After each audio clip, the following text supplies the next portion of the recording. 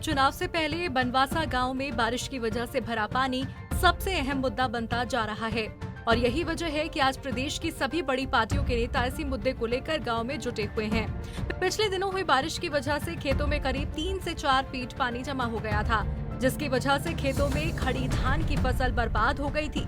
पानी की निकासी न होने की वजह से किसानों को हर साल नुकसान उठाना पड़ रहा है, लेकिन कोई भी सरकार या प्रशासन इस समस्या का अब तक स्थायी समाधान नहीं कर पाया। लिहाजा गांव के लोगों ने इस बार उपचुनाव का बहिष्कार करने का मन बना लिया है। और अब जैसे किसी भी सरकार ने इतनी शुद्ध नहीं ली पानी प्रॉपर निकलने की। अभी सरकार ने कुछ प्रयास किए हैं, लेकिन वो इतने सक्सेसफुल नहीं हुए। सराहनीय काम किए सरकार ने, लेकिन वो सक्सेसफुल नहीं हुए। अभी जैसे एसडीओ साहब आए हुए थे और दूसरे में मतलब पहलवान साहब भी आए हुए थे। हमने प्रैक्टिकल तौर पर दिखा हुआ है और समस्या अपनी बताई हुई है कि इनका कैसे समाधान होगा। उन्होंने इस बारे में संज्ञान लिया है। तो अभी तो वो कह रहे हैं हम आपका अस्थायी तौर पर समाधान करेंगे और बाद में इसका हम स्थायी समाधान करने की कोशिश करेंगे जी। जिस बारिश का किसान बेसब्री से इंतजार करते हैं, वही बारिश बरोदा के बनवासा गांव की समस्या बन गई है। पिछले करीब 60 साल से किसान इसका स्थायी समाधान चाहते हैं।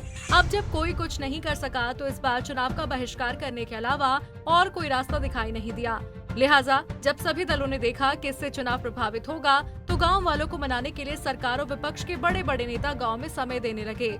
फलडगा एरिया है और लगभग 2000 एकड़ भी गांव में बताया कि 2000 एकड़ जमीन है वो और धान लगे हुए हैं कि ये समझो कि खराब होने के कगार पे है वो। और एसडीओ साहब भी आए हुए थे, उनसे मिलकर पूरा ये आगाह मुआयना किया है कि भाई कैसे इसका स्थायी समाधान हो। फिलहाल तो ये है कि इसका चाहे अस्थायी तौर पे मतलब ये पानी निकालना जरूरी है। उसके बाद ये कि आगे कभी समस्या न हो। और गांव वालों ने बताया कि वो लगभग 100 साल से समस्या है ये, या ज़्यादा से 60-70 साल से समस्या जी। 60 नहीं ज़्यादा बता दें। कभी से जो भी बड़े बुजुर्ग देखते आ रहे हैं वो भी यही बोलते रहे कि कभी से समस्या है। मेन चीज़ है कि हमारा ये है कि ये स्थायी समाधान हो इसका, और इसलिए हमने आज एसडीओ साहब को लेके आए थे हम। और फिलहाल तो ये है कि पानी निकालना ज़रूरी है कि यहाँ से अब पानी निकले और आगे जो अगली बरसात हो, अगले साल की बरसात हो, उसमें ऐसी समस्या ना आए और पानी साथ के साथ में निकले। वो भी ड्रेन का भी पे बात की कि अलग ड्रेन खुद या कैसे इस गांव का पानी निकले। और ये गांव नहीं है, लगभग 7-8 गांव है। उसमें गढ़वाड़ भी है, छपरा भी है, कथूरा भी है, कोड़ा भी है। 8-9 गाँव है ये। उन हर गाँव की समस्या है, पर हर गाँव में पानी इकट्ठा होता है बनवासा में आगे। और ये चीज़ है कि ये कैसे इस चीज़ का हल हो, ये कैसे समाधान हो, उसके लिए आज यहाँ पे एसडीओ साहब आए थे और जाके गाँव वाले से सलाह ली है। सलाह लिया गाँव वाले से कैसे इस चीज़ को, गाँव ने बताए भी है। 2-3 ऑप्शन रखे हैं, वो जाके बैठ के बात करेंगे और जो स्थायी समाधान होगा वो करेंगे। सभी चीज़ों को लेकर के गंभीर हैं। पानी भराव को लेकर के सरकार ने डायरेक्शंस दे दी हैं। बिजली की जो समस्या है, बिजली मंत्री हमारी सरकार के वो 2 दिन पहले यहाँ पे आकर के भी गए थे, चौधरी रणजीत सिंह जी, कल भी यहीं थे, माफ़ी चाहूँगा। तो वो भी आकर के लोगों को आश्वासन दे करके गए हैं। मुझे उम्मीद है कि छोटी मोटी जो समस्याएं इनसे निजात जहाँ मिलेगी। बरोदा में बीजेपी की तरफ से जहां योगेश्वर दत्त एसडीओ को लेकर गांव में पहुंचे और अधिकारियों और गांव वालों के साथ मिलकर समस्या का समाधान निकालने की कोशिश की, तो वहीं दिग्विजय चौटाला ने भी इस संबंध में साफ किया कि जल्द ही पानी और बिजली की समस्या का हल हो जाएगा। अब ऐसे में कांग्रेस भला कहां पीछे रहने वाली थी।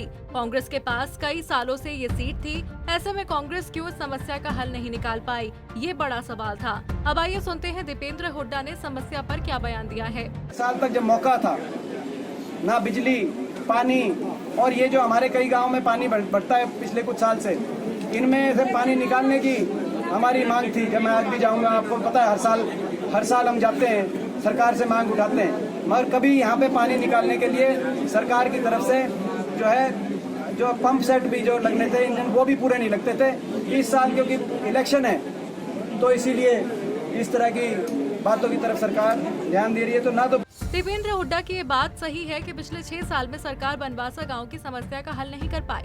इन्होंने कई बार मांग भी की होगी, लेकिन हुड्डा साहब ये तो बता दीजिए, जब 10 साल कांग्रेस की सरकार थी, तब उस दौरान ही इस समस्या का हल क्यों नहीं निकाला गया? क्या बरोदा उपचुनाव का इंतजार किया जा रहा था? बहरहाल एसडीओ सतीश कुमार ने गांव वालों को भरोसा दिलाया है कि पानी की निकासी के लिए स्थायी समाधान विभाग के द्वारा जल्द से जल्द किया जाएगा।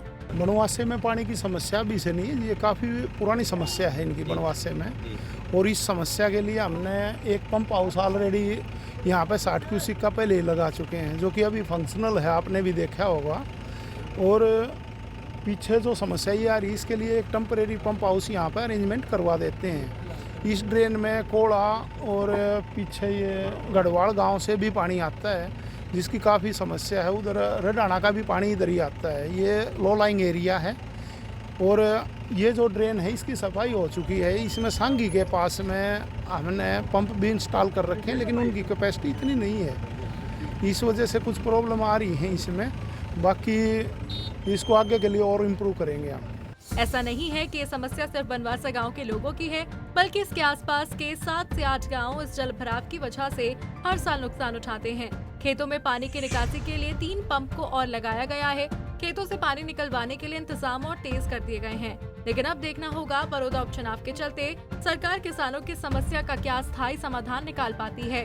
गोहाना से सुनील जिंदल, पंजाब केसरी टीवी।